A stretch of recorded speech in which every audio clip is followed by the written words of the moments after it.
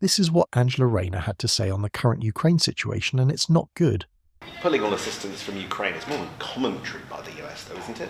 Well, again, what the US government decides to do, that's entirely their decision. But the UK and the Prime Minister is very clear on our support for Ukraine and that we need that peace deal. And the President Trump has said that we need a peace deal as well. And we're focused on making sure we get that over the line with US support and our European partners.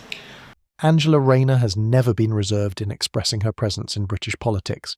She's Deputy Prime Minister and holds a job calling for keen instincts, the capacity to balance pressing issues and a future vision for the United Kingdom. But in the light of the United States pausing vital military aid for Ukraine, a major blow to the West's posture against Russian aggression, Rayner seems shockingly inadequate. She seems hurried, defensive, and finally incapable of offering the leadership the nation sorely needs, not radiating confidence or clarity. Make sure to like and subscribe for more content. Deputy Prime Minister President Trump has paused all assistance for Ukraine. Has the UK been blindsided by this, and what's it going to do? Well, the Prime Minister set out yesterday that we are absolutely focused on making sure that we get that peace and the security guarantees as part of that. The most recent events have put her under even more close examination. Following Prime Minister Keir Starmer's White House visit, pledges of increased funding to the UK and more collaboration with Ukraine seem to be in jeopardy presently. Rayner's public comments seem to be hazy attempts to calm concerns at home and abroad, not a clear plan to solve this embarrassing reversal. She has fallen rather conspicuously short if her goal was to present an image of preparation and advancement. He mentioned in the House that we won't be derailed or sidelined by commentary, ongoing commentary, but that we will use our relationship, our long-standing relationship with the US and our European allies to support Ukraine and President Zelensky in getting that peace deal and making sure those securities are part of that. This story follows the salient features of this developing drama. How Rayner's response to Trump's turn on Ukraine aid casts questions on her competency, claims to progressivism, and general capacity to manage the deputy premiership.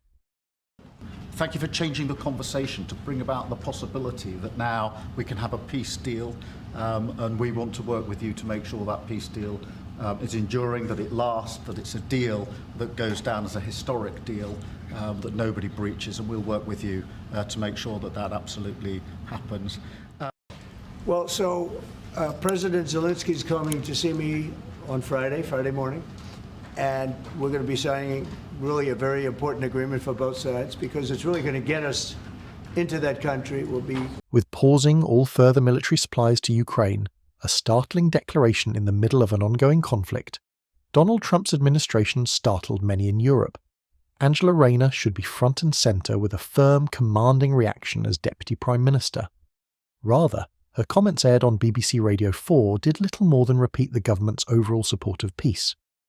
I'm trying to get a sense of what's happened in Downing Street since that announcement about Donald Trump stopping US military aid to Ukraine. We know what happened yesterday, but this is developed. Well, I can remind you of what the Prime Minister said yesterday, and it hasn't changed from yesterday to today, and that he's laser focused on getting peace. He won't be derailed by announcements. He will continue that dialogue with our oldest and strongest ally, the US, and with European partners and with Ukraine. She asserted that the US, UK and Ukraine all have a will to bring about peace, and she stated there is common ground. Still, such hollow guarantees provide little useful direction on how the UK plans to adjust to Trump's sudden change of course. Exist backup measures to help Ukraine should Washington pull long-term support? Should the US remain on the sidelines? Would Britain boost its own defence budget? Or form new alliances? Rayner avoided these queries, highlighting her apparent lack of preparation. We've stepped up our support for Ukraine, which the Prime Minister outlined yesterday. They need America to be able to continue the way that they're doing it. It's also just about you can say the Prime Minister's position has not changed in terms of his own view of what the UK can do, but it's just trying to get a sense. The alliance with Ukraine is weaker this morning in factual terms with what Trump has now actually done, not what people have been saying. Her position as the government's voice when the Prime Minister is not personally interacting with the media compounds the matter. Rayner's passive remarks, such as, "We all need to push to ensure we get there, peace," sound more like hollow words than a real plan if this crisis calls for strategic thinking and major action. It is not the decisiveness one hopes for in a leader charged with guiding the nation across a geopolitical storm. Well, again, the European countries, including the UK, have stepped up their support for Ukraine.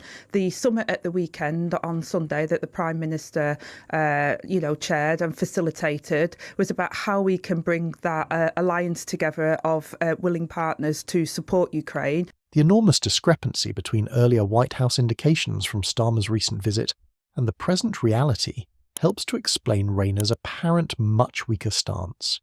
Just a few days earlier, Starmer seemed to guarantee assurances of further assistance for Ukraine and maybe favourable trade or aid concessions to the UK in return. Trump's sudden turn has left the Deputy Prime Minister scrambling for an explanation. I want to see it end fast. I don't want to see this go on for years and years. Now, President Zelensky supposedly made a statement today in AP. I'm not a big fan of AP, so maybe it was an incorrect statement, but he said he thinks the war's going to go on for a long time.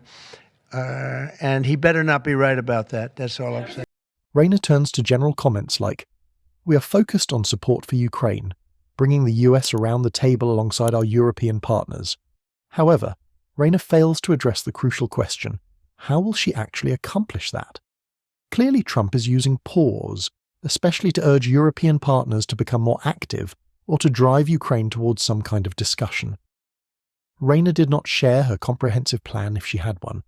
Rather, she provided just platitudes regarding the commonality of interests shared across allies.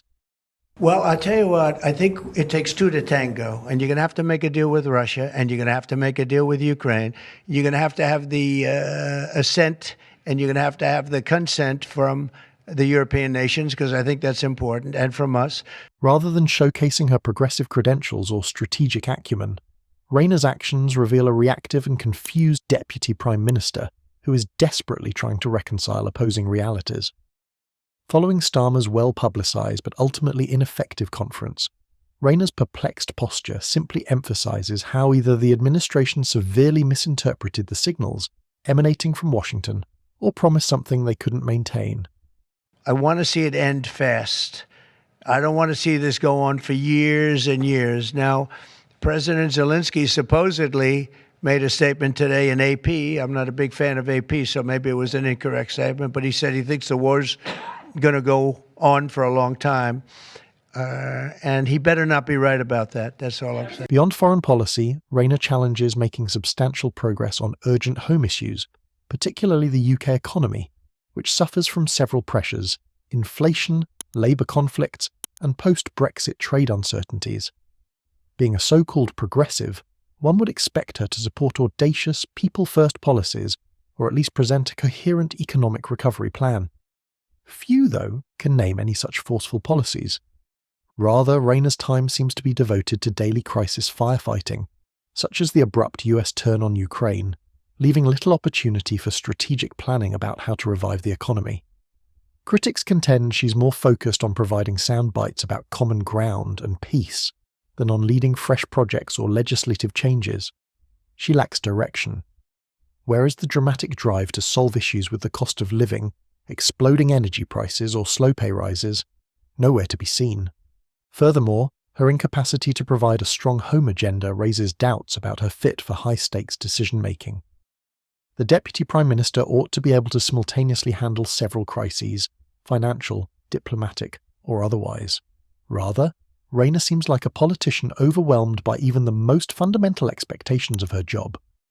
Many people are wondering how the UK government let itself get so caught off guard by Trump's sudden stop of military supplies to Ukraine. Reports heavily covered Starmer's trip to Washington, suggesting the potential for new collaborations. Now all the optimism has vanished, leaving Rayner to deal with the aftermath. She's clearly on the back foot, flitting to defend or minimise what seems to be a humiliating diplomatic miscalculation. Her assurance that the UK is absolutely committed and that the US still wants peace strikes me as insincere rather than comforting the populace. Why should anyone believe her vague pledges if she cannot communicate the specific actions the government would take in response, particularly with Trump suspending support and essentially pushing Europe to shoulder more of the weight? Chancellor Rachel Reeves recently approved a £2.26 billion credit programme for Ukraine, expecting Allied assistance from Washington, but it is not helping. If the US withdraws permanently, that whole strategy could now be in flux. In this disaster, where does Rayner stand? She has not yet presented any innovative ideas or strong leadership.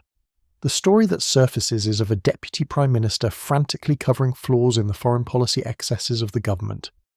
The public image of Angela Rayner was originally connected with progressive values, support of working people, better social care, and bridging of inequality. Critics have pointed out, in the meantime, a discrepancy between those values and the actual government in recent months. She echoes the government's posture on Ukraine without providing a unique, sympathetic viewpoint on handling the humanitarian catastrophe. She has not included fresh ideas on the economy that would alleviate the cost of living pinch outside of current boilerplate rules.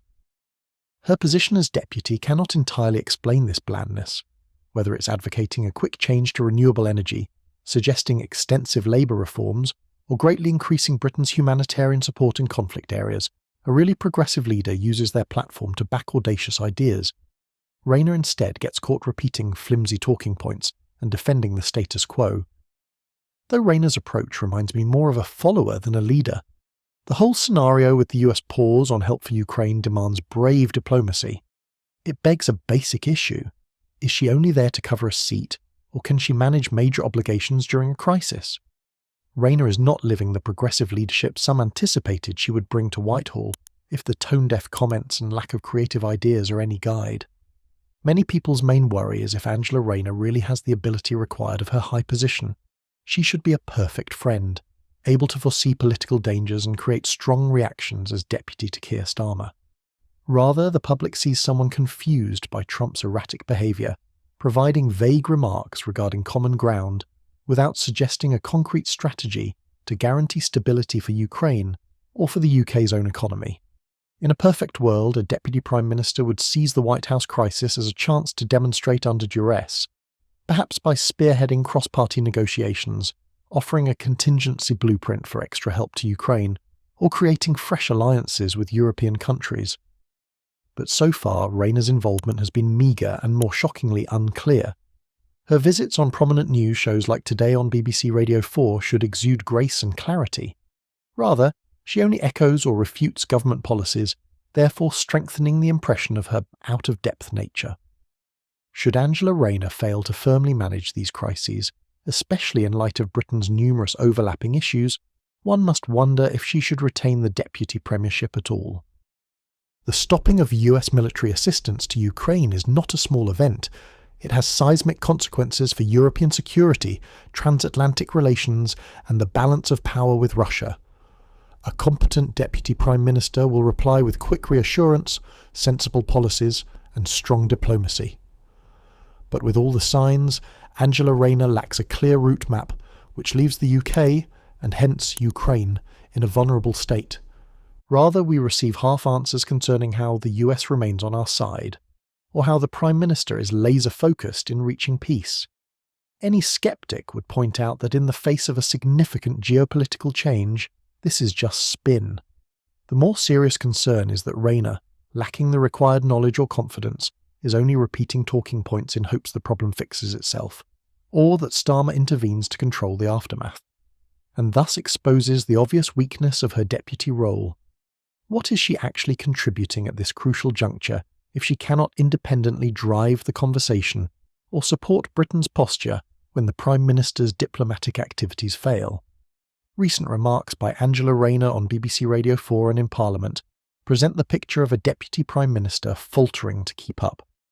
She radiates neither the resiliency of a seasoned policymaker nor the audacity of a really progressive leader. Rather, Rayner seems lost in a sea of generic phrases. Common ground, totally committed, we need to push, without ever establishing a clear strategy for the UK's future, or for assisting Ukraine in the face of US retreat. Between the uncertain economic path of the UK and the approaching crisis brought on by Trump's sudden assistance stop, Rayner suddenly finds herself more vulnerable than ever. The issue is whether she can meet the challenge, or if her time as Deputy Prime Minister will be seen as a period of stagnation and mistakes. Her record thus far is poor, reactive, and heavy on hyperbole. There is little evidence she could rapidly become the dynamic, progressive force her position needs. Angela Rayner seems unfit for the rigorous responsibilities of leadership as it stands, therefore validating the worst concerns of detractors who claim she lacks the vision and the ability to steer Britain through a period of global turmoil. For more on Angela Rayner and UK politics, make sure to like and subscribe. See you soon.